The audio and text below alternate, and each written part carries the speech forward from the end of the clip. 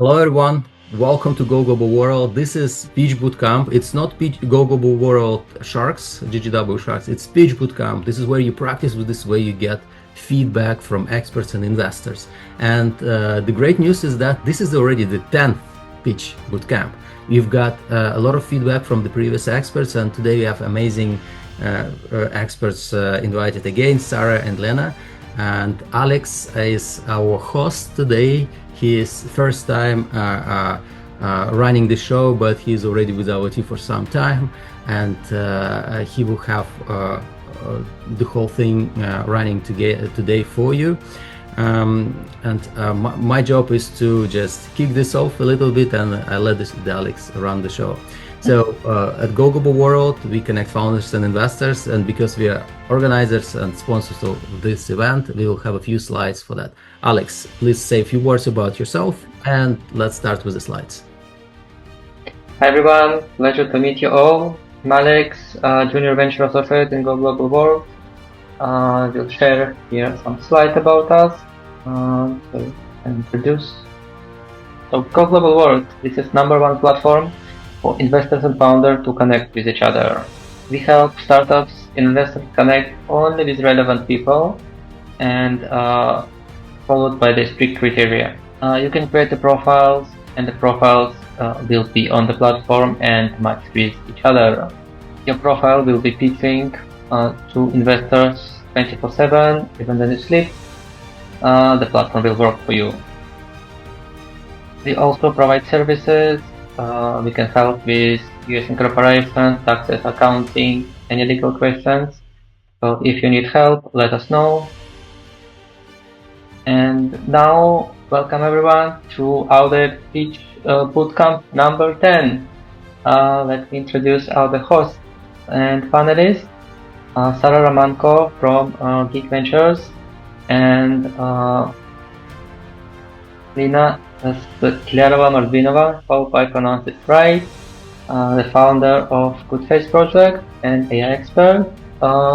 Sarah, can you introduce yourself to the audience? Absolutely. Hey everyone, thanks so much for joining. I'm Sarah. I'm an associate at Geek Ventures, so I'm focused on sourcing, screening, and evaluating deals.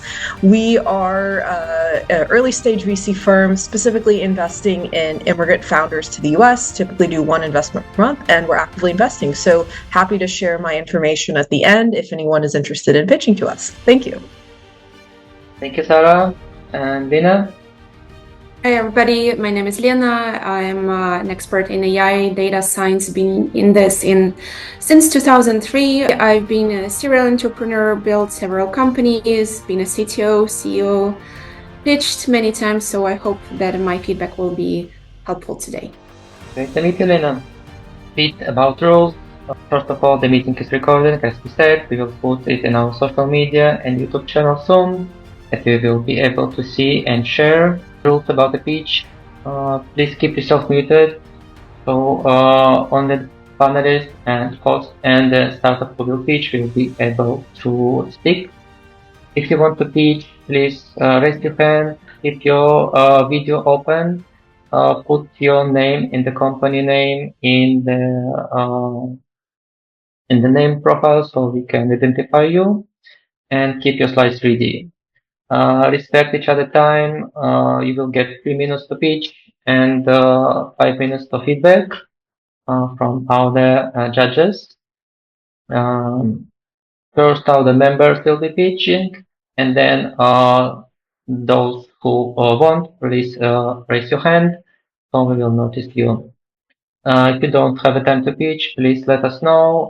Send us an email, and we will see what we can do. Make a screenshot, post it on social media, LinkedIn, Instagram, tag us, and spread the word and networking.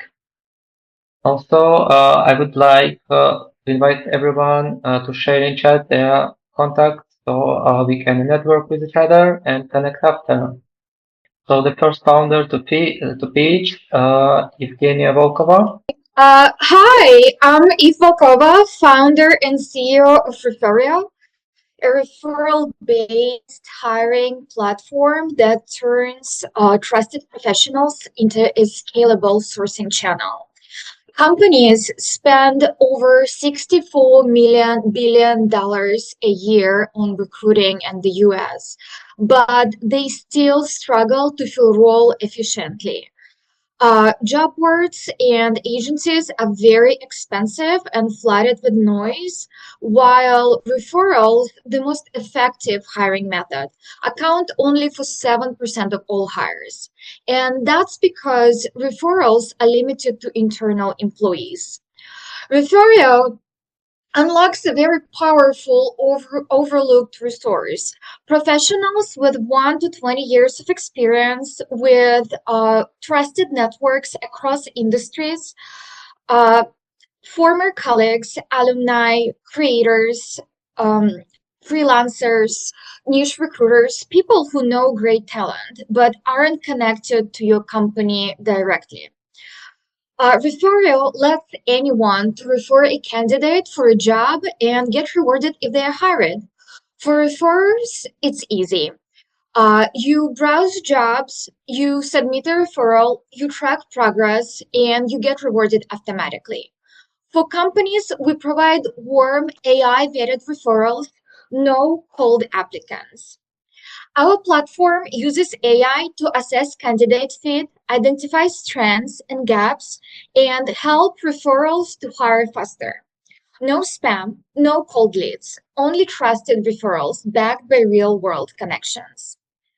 We charge 20% platform fee on a recruiting reward, only after a successful hire.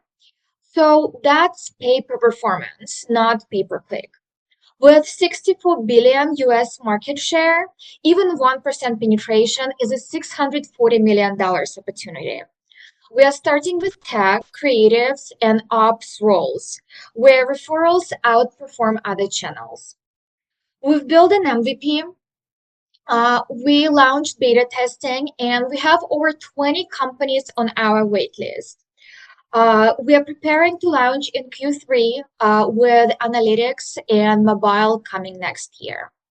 I bring experience in operations and organizational psychology, while my co-founder Pranav, our CTO, built an MVP and an AI agent after leading product teams at Deloitte and LinkedIn. We are currently raising 1.5 million to grow our team, to scale go-to-market, and to continue building the future of trusted AI-powered recruiting. Thank you.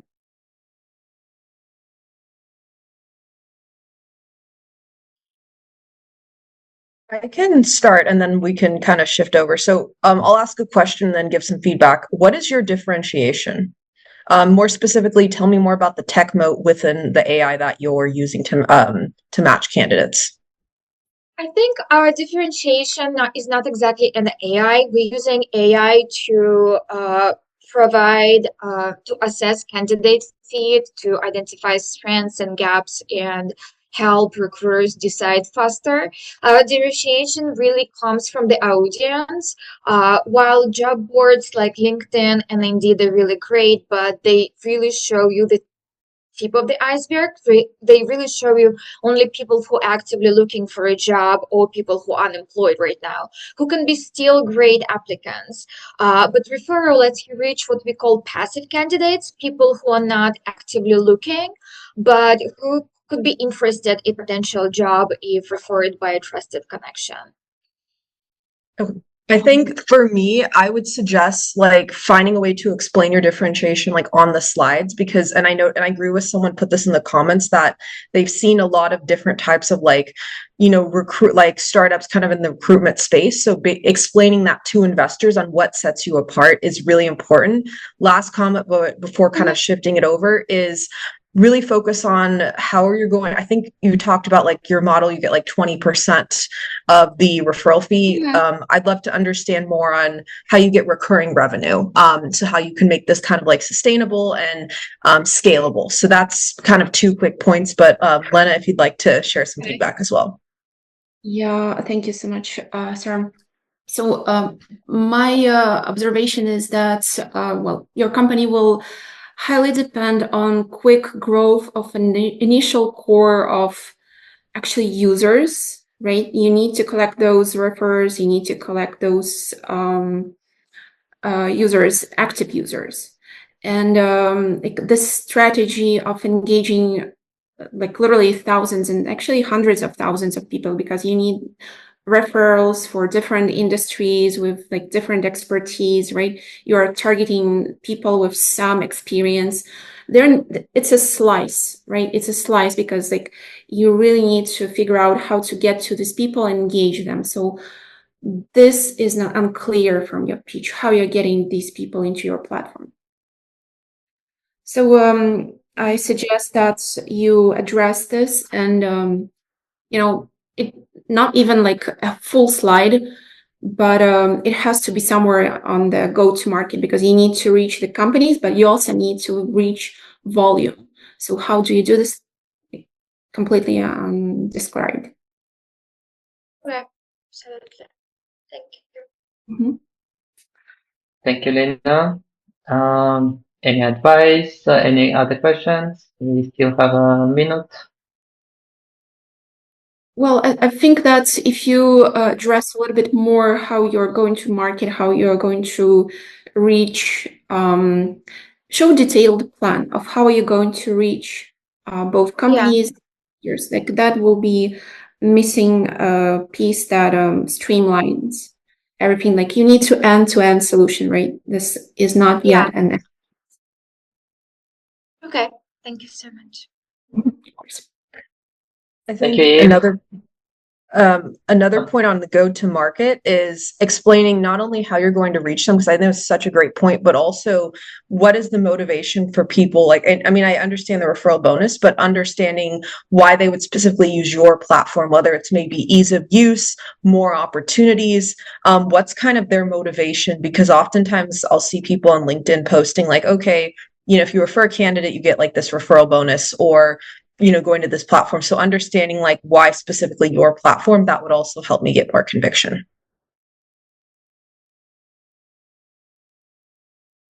And any like basically it's mostly from my perspective, any protection from potential fraud? Do you have it like somehow? We basically can create users and grow referrers somehow. Like I can imagine, I could do this. So what is like your vision of protection from scam? Just you might maybe be ready.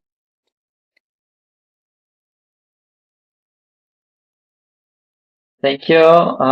Thank you, Kenya. This is your feedback.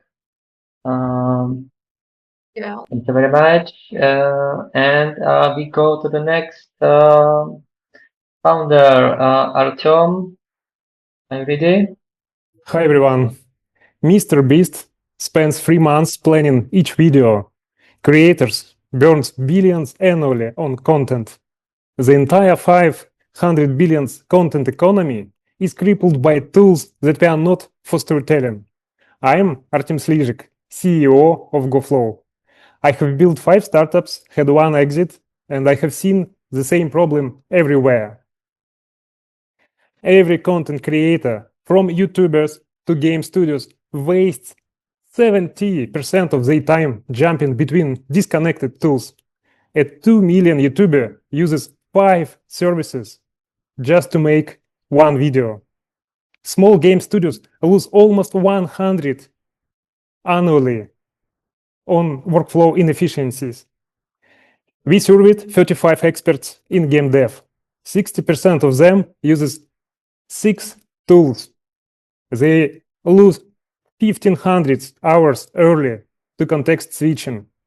Results: hundreds of millions in failed online game due to poor narratives. Creators burning out and admin work. GoFlow is the AI native workspace where every story begins, from TikTok to AAA games. 1 prompt: create a MrBeast style video about AI. Seconds later, boom! And complete structure with hooks, tension points, ad placements, each optimized for platform algorithms. our game dialogue or TikTok series. Your team in Tokyo and LA work simultaneously, export to any format, YouTube, game engines, web embeddings instantly. And we don't improve workflows, we eliminate them, 20x productivity gain. We started from game dev because we came from here. With our MVP, we already provide automated text and images generations and integrations to game engines. Right now, we are on the path to AI personas. We have stated that game studio cut development from 6 months to 3 weeks. 20 beta users already seeing transformative results. 500 billion market growing almost 23% annually. 15 million creators, 15,000 game studios, 10,000 production companies. But the real opportunity, every company is becoming a media company. Every brand needs stories. And conservative path to 100 million annual revenue in 3 years. That's less than 1%. Thank you, Artyom. We're not sure if you showed us the slide because we saw the first one. It was intended. No. Maybe then you can just quickly show us them. Okay, sure. Let's try to fix it. I guess we got the point. We probably can switch to questions and feedback. Okay. Who want to start? I think I will start. So, Artyom, I'm pretty sure you saw some competitors in this field. Sure. So, I don't feel like in your pitch you necessarily describe how you like break through difference from canvas that are free, and like what is the reason that will push somebody to pay you versus using free tools? Like I frankly did not hear that. I don't know, Sarah, did I miss this? I didn't hear it either, and that was going to be one of my points as well.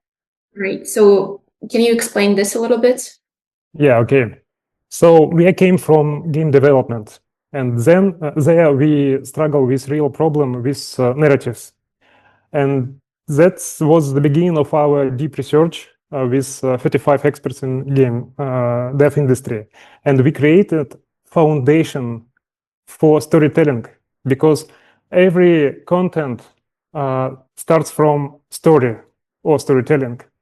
And we created platform where storytelling is the main focus. And this platform have every context about your story, about arcs, about casts, about plots, and etc. And you simply can generate better results in ChatGPT or Gemini, Immigrant, or etc. So it's like we built Rails, and then we started to build engine. Okay. I don't think we had time maybe to reach there, but this also means that you need to try and fit in your pitch and like, go fast and refine it a little bit, because otherwise, and still like why this particular piece will be valuable to pay you money, like, and like what is actually the, what is the subscription type? That is also like something that's missing. Yeah. So this was the question. Yes. Okay. So did not highlight that, so you might need to work in that. Yeah. So user will pay for reduction costs because we are solving the main problem. Because right now, every workflow of narrative designers or creators is like overwhelming and consists of 6 to 10 tools. And when they switching between them, it's loss of time, loss of creativity, and refocus. So we are put all of this parts in one seamless platform, and that's all. That's why they are using our platform already. And sorry, just one more question. And is it already built like end to end, like it's finished, or are you still working on this? No. It's only the beginning. Game development segment is our first segment, but we go into, and we are seeing that from cinematography, some scenarists intended to use it, and we are going to there. So to integrate VO3 and other video engines and AIs to create whole cinema or whole art cartoon and etc. So yeah. I'll share some really quick feedback. I noticed on the first slide you mentioned that you're creating content, your product can create content in any format. I would really be clear on explaining what you're starting with and then explaining like what you're going to get to, because when I hear any format, I think video, I think LinkedIn posts, I think everything. And so it's like, feels like you're doing a lot of different things. And so understanding what you're specializing in and what you're going to target first. Okay. Thank you. Thank you, Artyom. Nice of your feedback. And thank you for the presentation.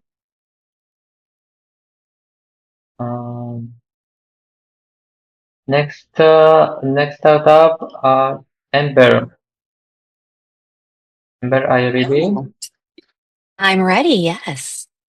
Hi, I'm Amber Trivedi, CEO of LifeSpark Labs, the game that helps Gen Z find meaningful work. I'm a behavioral health clinician, two-time COO, and mom of 3 kids, and I'm alarmed by the trends that we're seeing. Did you know 2 out of 3 Gen Z workers plans to quit their jobs this year? They're not lazy or chasing more money. They're searching for a reason to care. And this search for purpose costs U.S. employers $270 billion in turnover each year. Additionally, 75% of employers say Gen Z has not mastered the human skills needed for the workplace, and more than half of Gen Z agrees. This generation is living through a mental health crisis and an AI-fueled job market that makes them question everything they've been taught. But current solutions focus either on careers or well-being. And unless they can afford elite coaching, young people have no options if they want help integrating well-being as they plan their future. So we're building them a life GPS. Our game helps young people find their purpose and build the human skills employers are looking for, like communication, self-awareness, or adaptability. We use the power of storytelling to engage and guide players through assessments within the context of play, letting them simulate different careers and creating a personalized roadmap that activates their immediate next steps. But the real impact is our deep tech platform. We assess each player's skill and readiness level. Then our patent pending engine personalizes the difficulty and pace of the curriculum. It's like having that coach that knows exactly when to push versus encourage you so you don't give up. Now, this is how technology unlocks human potential. After interviewing 134 Gen Z and parents, 84% were willing to pay. We started generating revenue when we asked our playtest cohort to pay what you can, and each of them elected to pay between $15 to $30 a month, and now they're reporting spectacular results. We've seen 44% week-over-week growth in our waitlist and 10x growth in our social media engagement. Our team brings startup builders with successful exits and expertise in behavioral science, workforce development, and gaming. And we have world-renowned advisors in computational neuroscience and behavioral modeling. In September, we're kicking off a $1.75 million raise to release our game, acquire 5,000 paid members, onboard our first enterprise customer, and gain 18 months runway. And we're tackling the youth mental health crisis while solving for billions in annual turnover and productivity losses. But this is just the beginning. If you're a visionary who'd like to join us on this journey, let's chat. Okay, thank you, Amber. Great presentation. Now it's time for feedback. I can start. I understand this market. I'm Gen Z myself, so I really I understand the need. I'd like to start with, how are you encouraging Gen Z to use this? Because I know that when I was younger, there was a lot of career assessments I was taking, or we would have games to try to encourage us. So what's the psychology behind encouraging that frequent gameplay? Yes, so we're actually looking to market to the Gen Z themselves, and our beachhead are those who are specifically feeling stuck, overwhelmed, stressed out, and they're actively looking for solutions. So they're not ones who are just going to play this for a game. They're ones that are looking for career help and are telling us that they're not satisfied with the options that are out there. And so our first go-to-market is direct to consumer, where we're doing marketing through Instagram and TikTok and referral basis, and then eventually moving to a B2B2C model through community colleges or workforce development organizations.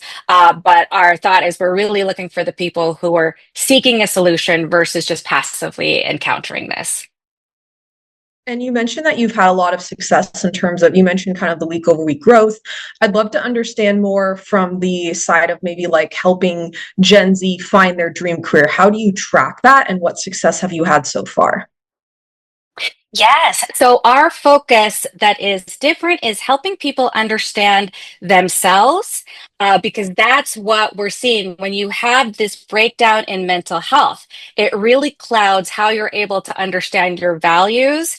And when you encounter situations that misalign with your values, that's what leads to lack of purpose and mental health challenges. So through our assessments, we're finding those values, and then we are using AI to match those values to different job taxonomies and skill ontology, so that they can narrow down from tens of thousands of jobs to a short list. And then they can match their values to the job and then simulate those careers. And we're focusing very specifically on the human experience, the human skills, communication, conflict resolution. What are the job environments that will give you energy and fulfillment, not just match with the skills that you're good at or you did well in school, but things that you will actually enjoy doing for your life.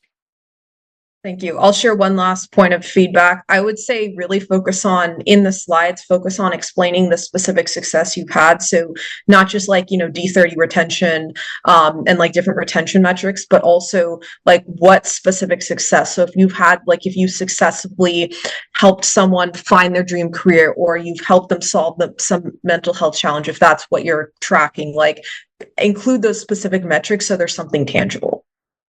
Mm-hmm. That's great feedback. Thank you. I will kind of add to that. So it's mostly a question. What is the ultimate goal, the ultimate win of participating in this game?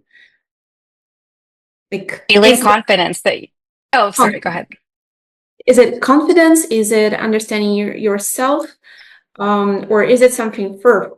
For example, if you understand yourself and you know what career you want to participate in, do you envision helping them finding actually the work itself? Yes. So the main goal of this is finding confidence in your direction. And there are a ton of different career solutions out there that we plan to partner with and refer to versus building a lot of that. But our future vision is to see ourselves actually as a marketplace where we will be the hub and the go-to place for their decision making. And our core IP is really this responsible decision making that aligns with your values. So we want to be the trusted source and grow with this population when they encounter things like planning a family or buying a home or making serious healthcare decisions. Those are the areas that we plan to expand to. But it's all about having data-driven confidence in the direction that you're driving your life. Mm-hmm. I don't know, Sarah, if it's necessary from your perspective, but I think that mentioning this global vision might be helpful, because it kind of expands it beyond just a game, actually helping in future. And then maybe a stage, and you are raising for is achieving the first stage, where the game is built, and young generation can find the purpose. And then the next stage and the next round will be about taking them actually to go. Mm-hmm. That's a great idea. Yeah, it's great advice. Thank you so much. Really appreciate the time. Thank you, Amber. Great pitch. Next one is Val Kuchelenko, right here. Hi, everyone. Value Viewpoint is a go-to-market value selling platform aiming startups and enterprise sales organizations. It was founded 2 years ago by two founders, just basically myself, 25-year expert in go-to-market and value-based selling, and Kirill Orlov. He's a Platinum Lab 126 engineer who designed Alexa, and he's extremely skillful in managing AIs and embedding agentic AI technology into our platform. So let me speak about platform. If you think about go-to-market strategy, and almost every slide in this session probably will have go-to-market slide. Imagine how many tools people use and how many channels will be proposed in order to increase sales. And speaking about go-to-market, I mean like 3 major markets. It's starting with ABM platforms, outbound, outreach platforms, and value selling platforms, which is the most rare thing. And if you look at the number of those tools, they are popping up like mushrooms. It's so many of them. And people confuse. Startup founders don't know what to spend money on and don't know how to integrate all of them together. So value-based selling Let's make a full screen slide. Oh yeah, And sure. treat it properly. Absolutely. My apologies. Yeah, so value-based selling, and like there is tons of selling methodologies which are used by elite enterprise sales teams, and startups trying to copy those methodologies into their go-to-market motion. Value-based selling, consultative sales, and MedPick is the most effective selling methodologies, but unfortunately, only 6%, maybe 8%. There is different research numbers I found, could adopt something similar and scale it down to the smaller sizes of the companies. Companies who adopted them enjoy greatly reduction in the sales cycle by 60%, increase of the value deals by 30-50%. And the most important, if you think about SDRs and lead gen function, 80% reduction in the personalization effort. This takes the most of the SDRs, and SDR, I don't know if people know, it's a sales development representative, the person who is doing outbound outreach. So if this is complex solution, complex technology, it's always using outbound sales representatives because this is the only way to sell complex technology solution. And if you look at the enterprise is equipped by elite enterprise sales level salespeople. They have usually VE function, which is pre-sales, which is doing business cases, ROI models, and developing transformation roadmaps, and also value selling platforms. Startups don't have access to it. And the problem is with we call it Frankenstein stack, CRM stacks. It's a bunch of screws on the top of CRM systems. It's wrong ICPs, wrong go-to-market strategy, wrong target leads, very basic outreach, and very poor prospecting, which leads to the poor engagement and very low conversion rates and contract rates. But if Viewpoint proposes one integrated system based on the HubSpot, we use it startups like HubSpot, and producing beautiful sales decks, one-pagers, and executive reports and environment to get engaged with C-level executives to uplift their conversation from technology to C-suite. This is our competition. We beat up everyone. We leave everyone in the dust. There is nothing like this on the market. Well, you already used 1 minute of your feedback time. You already have 4 minutes left. It might happen that you don't have any feedback. Oh, got it. All right. I'll stop right here. I'll share something quick, and then I'll let Lena if you want to share your feedback. My challenge was I didn't really understand what you were building. Maybe I missed something, but I think from the first slide, it'd be really helpful to, or maybe like the first 30 seconds, really explain what you're building. And so that was really hard for me. I think another thing is I noticed like you used a lot of different like terminology. I'm familiar with like GTM and different like companies like this, but not everyone is. And so one slide you had, like, it was a value-based selling slide. You mentioned 17 sales tactics. Because I didn't understand what you were building yet, it was like, wow, that's a lot of info. So I'd focus on kind of like, making sure to explain things in layman's terms so everybody kind of understands.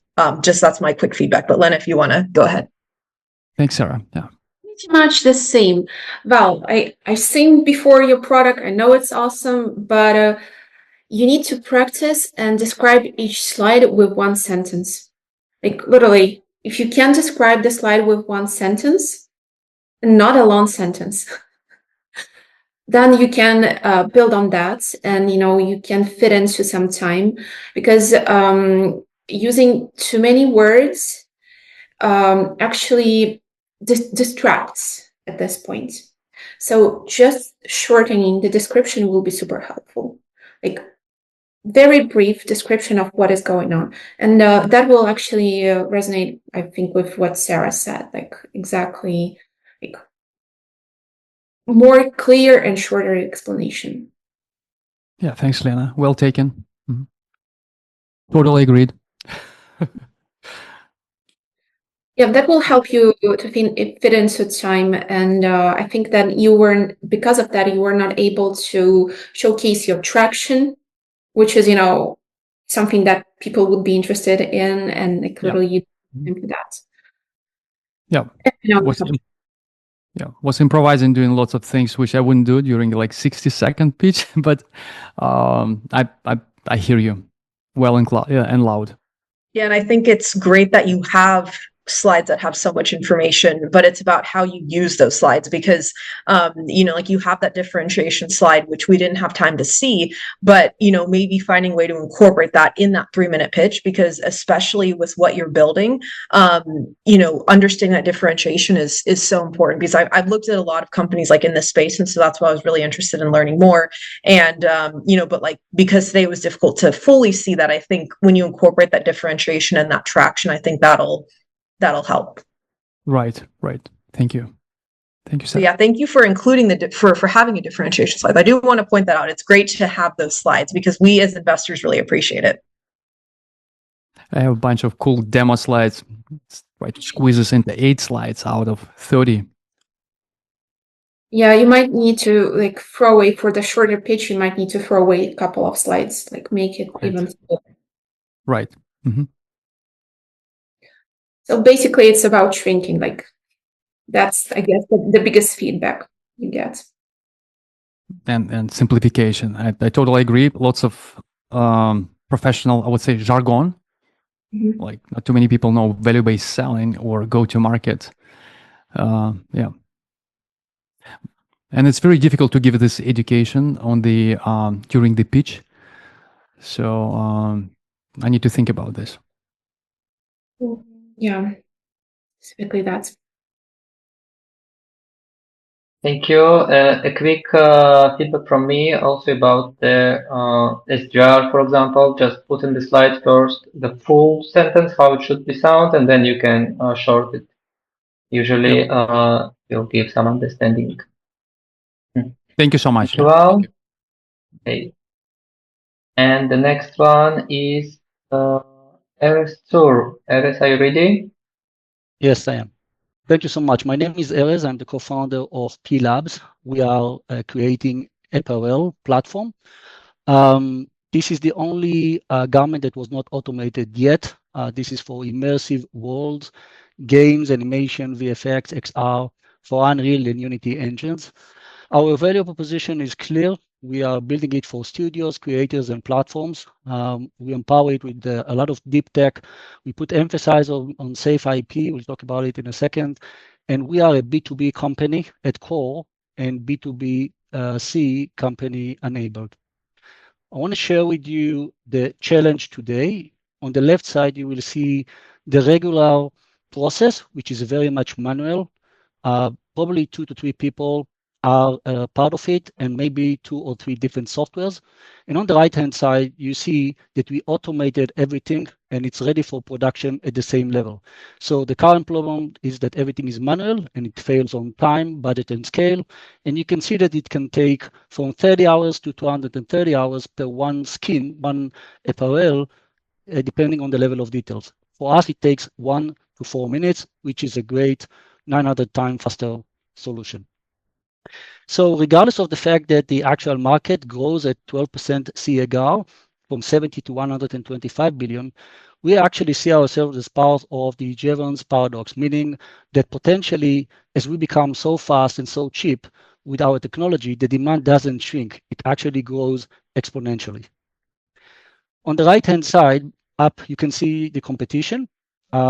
Gen AI, which everybody believes that are progressing so good, they actually break on the accuracy and the physics and the structure when they are creating a 3D skin that needs to behave in immersive world as if it's in real world.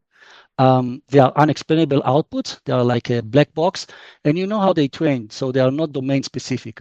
We are domain specific. We focus on purpose-built flow, deep tech. We work on safe IP. We'll show this in a second because it's very important. And it's not just Gen AI. It's a lot of things from domain adaptation, classical computer vision, algorithms, Python automation, and so forth. It's all about the team. So Sagi has 20 years in Gen AI, machine learning, machine vision experience. Ofer has been into the 3D industry for 26 years. This is my 4th CEO role. I'm also the chairman of the Israeli High-Tech Association, and I was Prime Minister nomination for the board of the Israeli Innovation Authority when we cultivated more than 2,000 companies every year. With our go-to-market, we use very strong advisors. So Quentin was the former Epic Unreal Engine CEO. Alexis was the director of studios for Tencent Games, and Damian is a very well-known person. I didn't know that I used the time so badly, so poorly. Sorry. Thank you. You want me to continue for 1 more minute? Mm-hmm. If you want, but it will take time from the feedback. Yeah, we can. Yeah, let's do that. So maybe I would just say 2 things. I know that you had a presentation before, so I would just say 2 things for the audience, and then we can start. So it's 4 months bootstrapped, and all of those contracts that we signed are giving us the edge from IP secure data, IP safe, which is very important.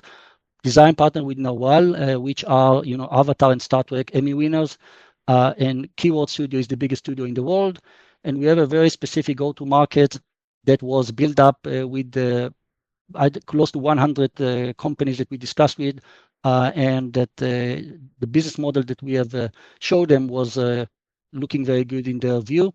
And we are now under safe discussions with Fairway Capital leading, looking to target 3 million pre-seed, and we plan the revenue start at the beginning of 2026 with 2 million, and then going to 7 million in 2027. So we are currently self-funded.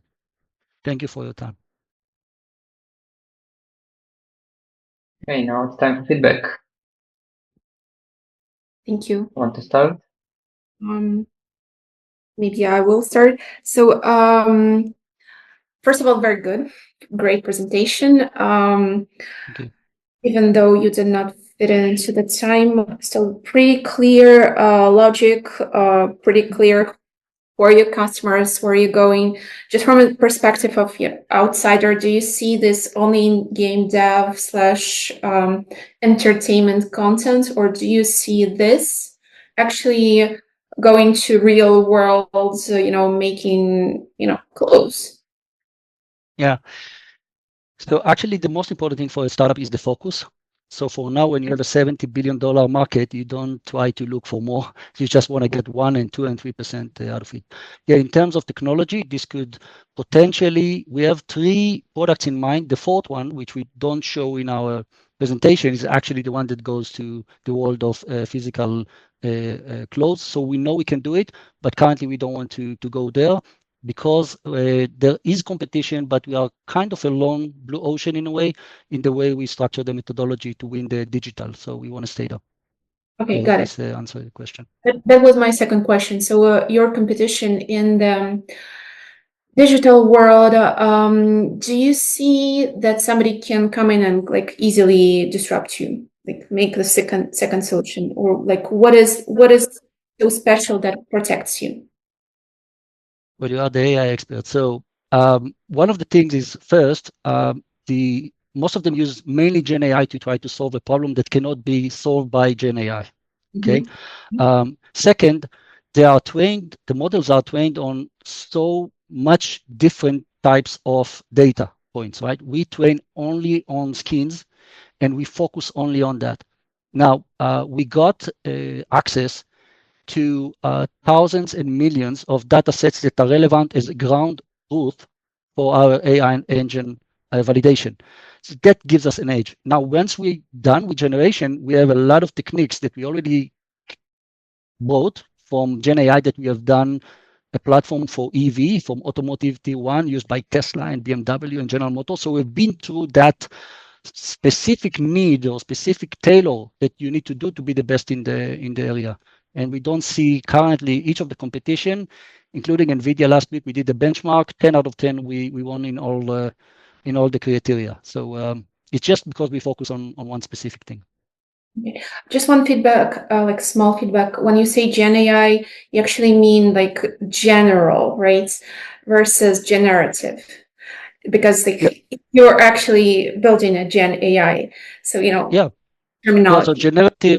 So generative AI, it's only 30% of our flow. I agree that the term should be used correctly. Thank you for that. Yeah, I mean, I agree. I think great pitch, really understand the problem solution. That part was great. I think kind of already said, but just focusing on getting it down to 3 minutes.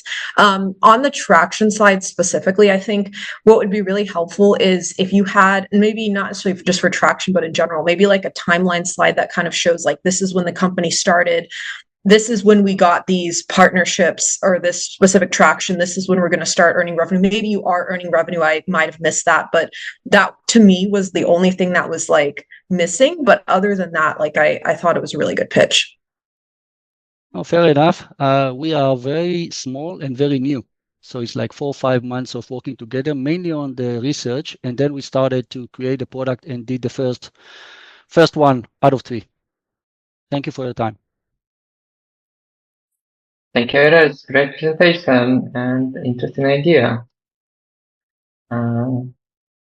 Let's get your feedback. Okay, the next one who will present, Murali. Are you here?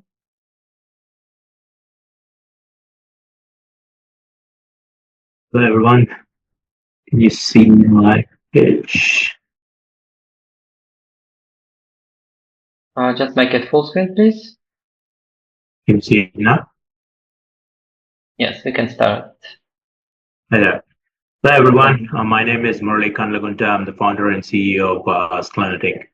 I just have a quick question. If I'm an employee that I only work 1 hour and rest of the 7 hours, I would just sit there and collect paychecks or whatever. Would you still keep me? So I'm pretty sure everyone would say no. That is the current state of the robotics in the retail. Most of the robots are single task robots. What we are building are multitasking robots for retail and beyond. So this is the stellar team that we have. You see Lena here. We are very honored that she joined us last week as an advisor. She's a powerhouse of knowledge, and with AI, ML, and also worked in Ukrainian space. So I'm the founder. I have my ex-NASA, worked over 15 years at NASA. My co-founders are from Google and Amazon. We have Caltech PhDs, Meta, and Amazon engineers working. We also balanced it with a retail experience with Evan Naylor, who's VP at Sprouts, who was a former CSGO at our company. We started in 2022. So what is that we are actually solving? We are solving 182% labor turnover in retail. One of the biggest consequence of that is inventory management and restocking.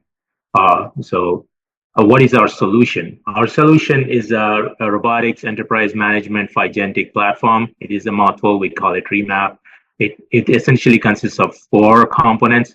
One is multitasking robots, computer vision technology, app interface to bring the sales and inventory together, which is a powerhouse for any business. And eventually, all of this is managed by AI agents. So what does our robot do? A robot do 3 core functions in retail. It does inventory monitoring and restocking. Once you can put something on the shelf, you can also take it and bag it. You can use that for online order preparation and delivery while you're pumping gas or sitting outside in the parking lot. And while it's charging, we don't want it to twiddle thumbs, so it will do checkout, shopper checkout for 5 to 10 items. So we already built this robot. It's not some dream. You can see the robot is like, it's going to pick up gate rates, actually 6 gate rates, and stock it in the store pretty effectively. We are already in a store, in an Indian grocery store, and stocking, training, and doing lots of training in that store. We were called the DeepSeek of robotics because we achieved a lot with only 500K of fundraise so far. Our revenue streams are transaction fees and robot as a service, which is very prolific, by the way. We are hoping to get into revenues with transaction fee. Our traction is also pretty good. We have signed LOIs with an 1,800 store network, and we are raising $2 million, and we take open very checks. Thank you. Thank you, Murali. And Sarah, you want to start? Yes, I really liked it. I thought it was really clear on like the problem solution. And also we look at a lot of robotics companies, so that was helpful for the context. I would like to understand more on kind of the path to revenue. I know you talked about that a little bit, but how you're going to, I guess going to get there in terms of like timeline. Yeah, so right now, what a go-to-market strategy is basically get to revenues through transaction fees, which will start in next month. We're doing that testing right now.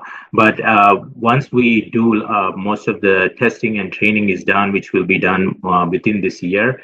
We plan to go to this big customer of ours that has 1,800 stores and demonstrate to them and convert that to sales. We are in discussions with other retailers as well in order to complete the demo. I would like to add one more thing. The biggest thing that the inventory monitoring that current robots do is just give you low stock, no stock. They don't give you actually the count of how many needs to stock. We are currently solving that. We will not only monitor, but also get the count and automatically go and stock. So this is something that every big retailer is looking for, and that is what we're going to deliver pretty soon. And then one other question is thinking about like adoption in the stores. So like, it's one thing to kind of like sell to the stores, but then actually having it like adopted by the, by the employees. Like, how are you, because it's kind of like changing user behavior in a sense. So how do you think about that? Yeah, definitely. I mean, like there is definitely apprehension about like maybe losing jobs and things like that. But these jobs can be converted into where we have more technical. The people who want to work at these locations would want to work there because we also plan to provide a training program in future. So that way, the people who are working there are motivated and want to be there and get a certificate that could help them in upskill themselves in going to other jobs or support us in maintenance as well. So that's something that we are also looking into. Yeah. Thank you. Thinking of other questions that might be asked, and actually with all the current tariffs and everything, the question of cost of manufacturing of the robots and then maintenance costs, they might come up. So I think you should be ready to answer those questions too. Right, where you're manufacturing, do you think about alternatives? Like, what happens if you don't need the necessary like parts like that might be coming your way from companies who work with robotics and understand that sometimes things break? Yeah, definitely. I mean, currently we built 3 prototypes ourselves. from scratch. But in order to get to market, yes, before tariffs and everything, we bought this robot from China. They can supply over 1,000 robots. But we also face a lot of challenges in terms of shipping and working with offshore capabilities. We do want to bring, since we can build robots too, we want to bring assembly inside within first, and as we raise more funds for the next round, not this round, we plan to bring in more manufacturing within our company, and we think, according to my calculations, we could cut the unit cost by around 35%. So yeah, definitely we have that in the plan to bring more inside and provide more jobs here as well. Mm-hmm. Because I imagine that, one of the questions can be, how many robots can you make for $2 million? Oh, yeah. For $2 million, we only plan to deploy 6, because with this $2 million, we're not only deploying 6 robots, but building an infrastructure for the next round of 100 robots that we want to deploy. I don't believe in just deploying robots without the infrastructure. So this $2 million is to build that infrastructure out. So that's one of the reasons. Yeah. Okay.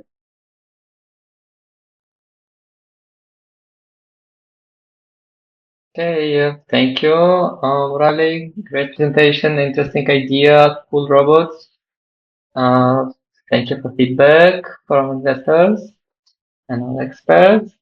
And next one to present, Rudmila. Hi, can I go after Danny? I didn't see my name here, so I need time to prep. Hey, Danny. Yes, here. Can you hear me?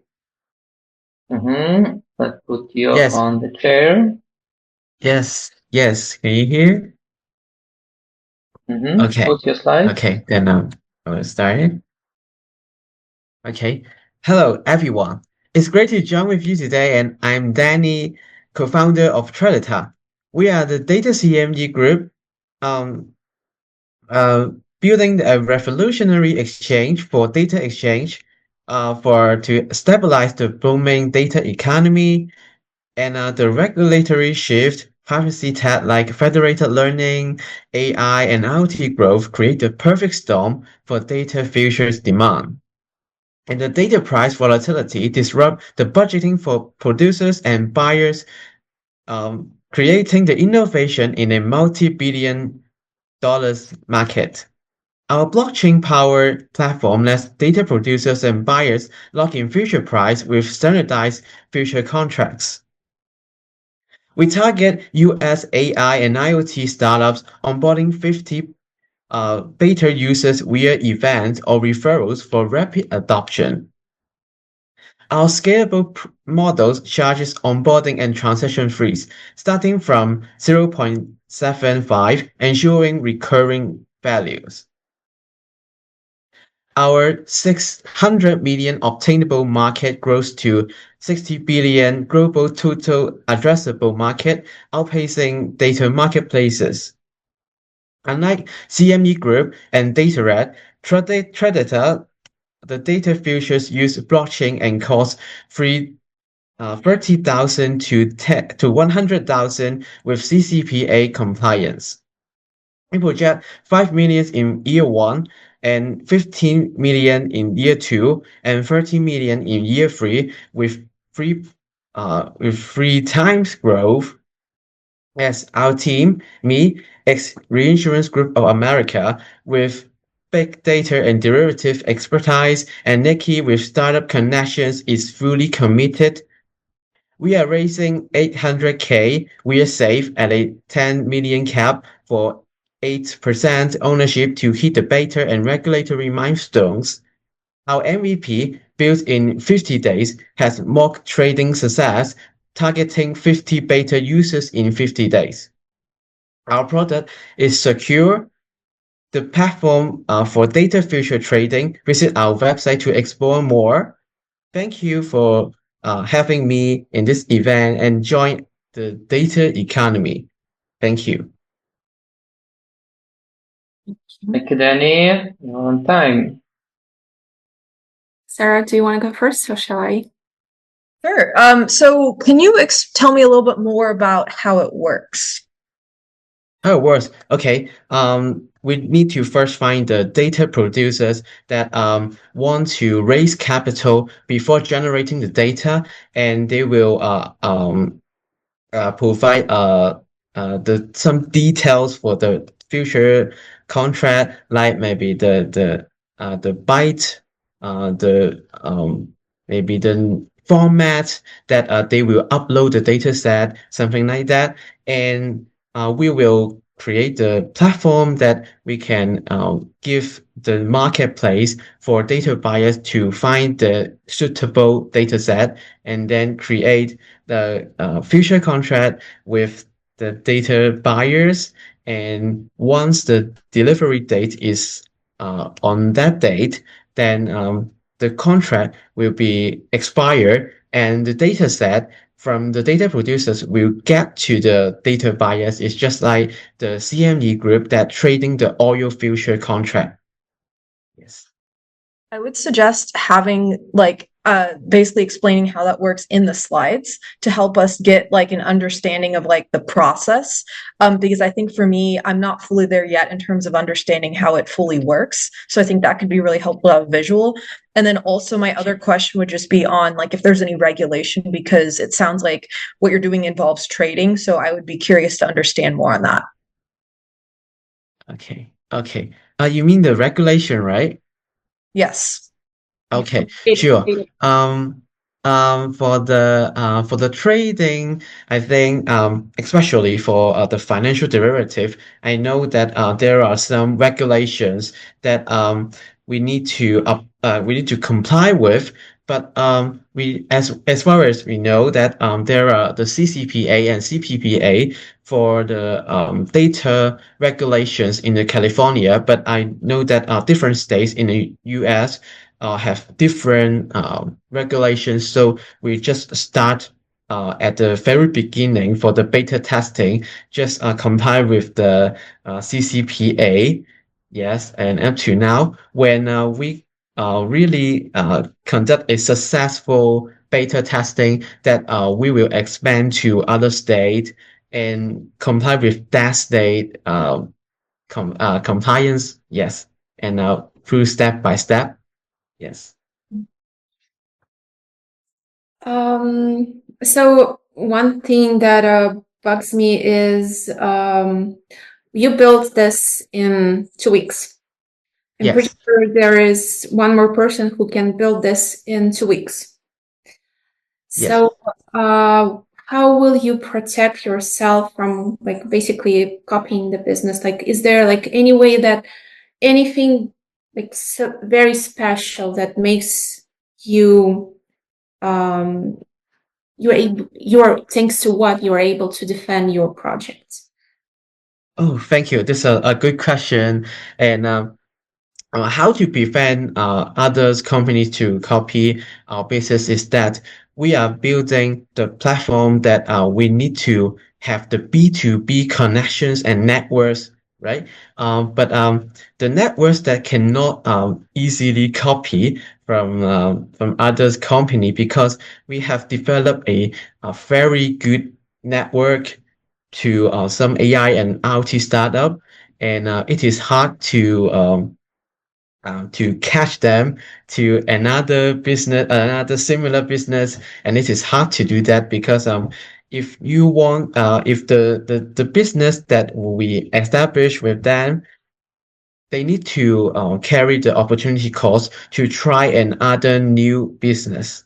Yes, and this is the cost for them. So we are building the trust platform also. So it would be better to stay with us for the existing network, and we will continue to expanding our business network in the US, and then yes, and this is hard to copy from us, even But though the platform can copy. Yes.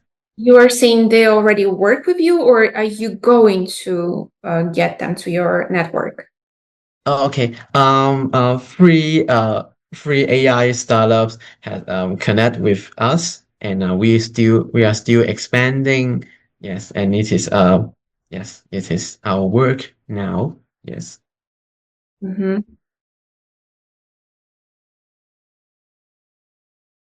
Thank you, Danny. Interesting idea. Yes, And thank you very much. Thank you, everyone. Okay, next one. Ludmila, are you ready? Yes, I am. All right, I'm sharing the screen. Hopefully you can see it. Okay. Hi, I'm Ludmila. I'm the founder of Viv Health. We can't see you. I'm on video. Yeah, Oh, we can see you now. Okay. Hi. Again, I'm Ludmila. I'm the founder of Viv Health. We have developed an AI co-pilot for OB-GYN doctors. It's a tool that the specialists that treat women's health issues use to make them more effective in helping diagnose faster, treat smarter, and never miss what's important with their patients. Personally, I had a 20-year journey to get diagnosed with PCOS, a hormonal condition. And professionally, I founded SaaS companies before and built AI products at AWS. Now I'm building a product that makes sure that no other woman like me has to wait that long for the right care. So here's the problem that we're addressing. It's the lack of access to quality care. So meet Maya. She's a customer of ours, 34, a mom, a freelance event planner, and one day she has a flare-up of her condition. She's stuck in the bathroom stall at work and in pain, and she realizes that getting an OB-GYN appointment takes months. There's only one specialist for every 2,600 women in the US. And these women like Maya, who are top employees, business owners, sometimes breadwinners, are sidelined by untreated issues. And it takes them an average of 52 days just to get diagnosed. And they often end up in emergency rooms, costing the system $1,800 per visit. So that's where Viv Health comes in. OB-GYN doctors can log on and use our platform to increase access and speed up diagnosis. We do things like patient intake, triage, and follow-ups automatically through our AI-powered platform, and the primary interface is chat. So doctors can only focus on where it matters, and patients can get continuous personalized care. It's not a 28-hour wait for a nurse to check in to their portal and look at your queue of messages. Our market that we're tackling in digital care management is about $42 billion, and we're starting with a $2 billion chat-based segment. Our MVP ran with 800 real patient chats in 2 months. Doctors handled 5 times more patients at a 60% lower costs. And we heard users say that without Viv, they'd be spiraling. And that's the kind of behavior change as me as a product person wants to see. Our go-to-market currently is addressing the gap through employers. So we go to employers, we sell to them, and we say we could provide care to your patients for cheaper. And also as a B2B white labeled service to clinics and hospitals that plugs into their existing OB-GYN workflows. We are in a crowded field. There are a lot of well-funded telehealth companies, but none of them are as specialized for OB-GYN care workflows as we are. And we help deliver the care cheaper because we're AI native from day one, and it's a totally different model. Kind of like how Netflix didn't just make Blockbuster faster, they reimagined how we watch movies. Personally, I immigrated from Bangladesh at 18 to the US. I founded my first startup in 2011 and launched AWS's first generative AI models. Our CTO and CMOs have lived this broken system and worked in healthcare before. Thank you. Thank you, Ludmila. Want to start, Lena? You said that you have competitors in this field who are not so focused. Do you see some smaller competitors in this field? Because I know that bigger are like everybody sees them, right? Do you see if there is like a rise of smaller startups there? There are some smaller startups that are dealing with this from a primary care lens. So primary care is the first point of care when you go see a generalist doctor, and they're plugged into those companies and their workflows and improving them with AI. I have not seen anyone doing it specifically for this OB-GYN vertical. Do you work, well, basically you're working with some data that is highly personal, right? You might you need to follow many regulations, as far as I understand, right? Yes, the primary one is HIPAA compliance. So we're HIPAA compliant. That's the platform is fully end-to-end compliant with those regulations. And then because we sell to the clinics, they have to be compliant in their own way, and most of them usually are. For that reason and for different other reasons about like world regulations, do you see that you might be limited to United States as a region where you can expand, or do you think that you will be able to expand to other countries? If we crack the US market, going to other countries that have actually lower regulations around data privacy and some of those restrictions could be potentially be easier. So that's absolutely a possibility. But given that we're just starting out right now, we haven't looked at international expansion yet. Okay. Sarah? Well, first of all, I want to say I like that you included the metrics. I think that was great that you showed kind of like the 4.5 stars, and then there was 2 other things on your slides. So I think that was really helpful. One small comment I noticed on the slides, it's a really minor thing, but important when you're steering this deck with investors, is that there was 2 images you had with the Canva watermark. I would say make sure to remove that, just because you want to look like fully professional, like pay the fee to remove that. So that's important. And then I think the other thing I would say is I still would want to, maybe I missed this. Was there a slide on differentiation, like on your competitors? Like, did you have that? Like, where you kind of showed, don't like pull it up, but like, did you have that where you had like the comparison? Okay. Yeah, I did. I went through it really fast for time, but our moat and differentiation is basically the natural language data that we get that helps personalize care better compared to our competitors. Great. Sounds good. Yeah, I would say spend some more time on that, because I think also when I think about like employee benefits and selling into large like corporations, I've looked at a lot of companies in the employee benefit space, so I'm kind of familiar with that. Understanding like the longer sales cycles and how you'll kind of convince these companies that you will be like this company is more important over other options they're considering. Also, did you have a slide where it said like an individual subscription too that you clicked through? I thought I saw something where it said like you great attention to detail. That was an extra slide that I need to take out of this deck. But we initially launched the company as a consumer company, charging $45 a month to consumers. The state-by-state regulations and expansion was too slow for that, so then we pivoted to B2B. Makes sense. And are you going to go back to B2C, or are you focused solely on B2B right now? Focus solely on B2B. It's where we're getting a lot more traction and demand. Okay, sounds good. Okay, no more feedback. Thank you. Finished. Thank you, Ludmila. And the last one, we will have a short feedback time. Yakov, do you want to pitch?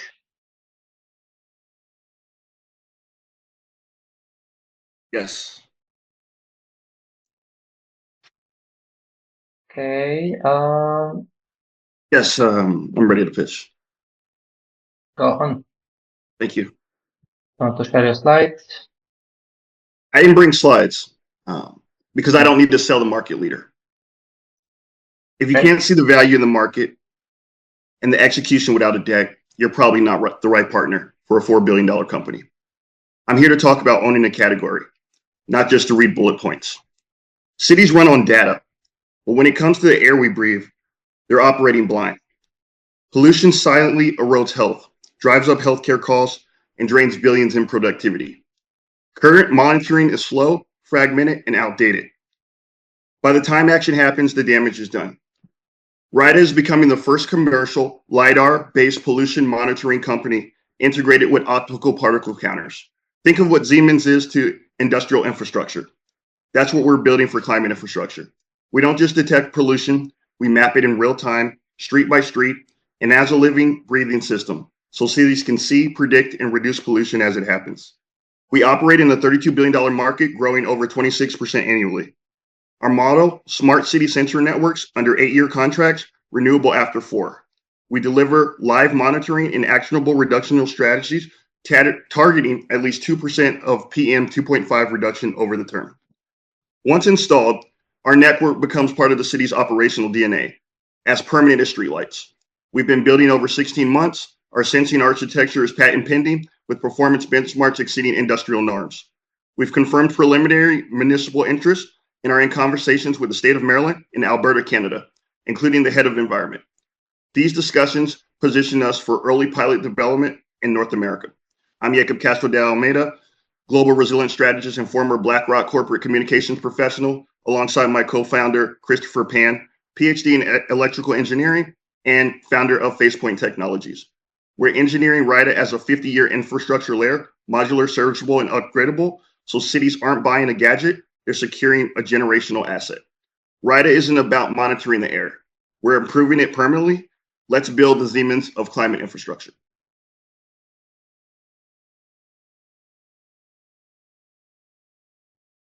Okay, thank you, Yakov. Judges, what's your verdict? Feedback?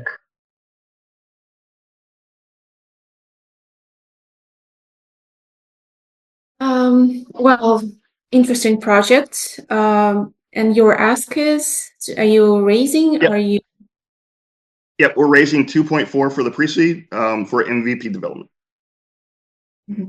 And you said that you are working already for 16 months? Yes, ma'am. And you're bootstrapping at this point, right? Yes, ma'am. Well, in general, having a deck will be helpful. Roger. Or maybe next time. Yes, ma'am. We without seeing it, it's kind of hard to go back to some points, and even just seeing it, we could advise on images with canvas watermarks or too much text there. So it just makes sense. Sarah? Yeah, I'll agree. I mean, I will say that it's helpful to not just from a visual perspective of following along, but also, for example, if we heard your pitch and we really liked it, then it's a great way for us to say, tell other investors, hey, we like this company, let me share their deck. And this is also just something to feedback to founders too. And just generally, as an investor, if we like a company, sometimes we'll share it with other investors or not, or maybe we know someone who's a better fit. So that's also something to keep in mind too with these events, is that if you really impress an investor, they might want to introduce you to someone else, because we all love sharing deals with each other. So that's just a side note. But one thing I did want to comment on, were you reading a script or were you just presenting naturally? I'm naturally presenting. Okay, just wanted to make sure, because and maybe that was just the way it looked on camera, but sometime and maybe it was just because it sounded really good. So I just wanted to make sure. Sounds good. But I think also it was just hard to understand fully because there is no deck. And I would love to offer more feedback, but it was just a little bit difficult. Okay. Thank you. Okay, thank you, Yakov. Thank you for your pitch, and this is your feedback. And now, before the end, I want to ask all the judges, who was your favorite pitch today? So we can make a prize for our winner.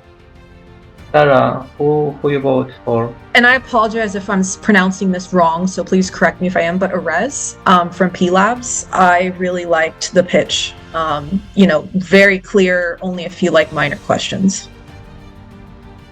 Completely agree. My top 2. Amazing. Erez, I hope you're still with us and you heard this. We will contact you after, and you will get a spot to pitch on our GGW Sharks next time in September. Congratulations. Yes, I did hear that. Thank you so much.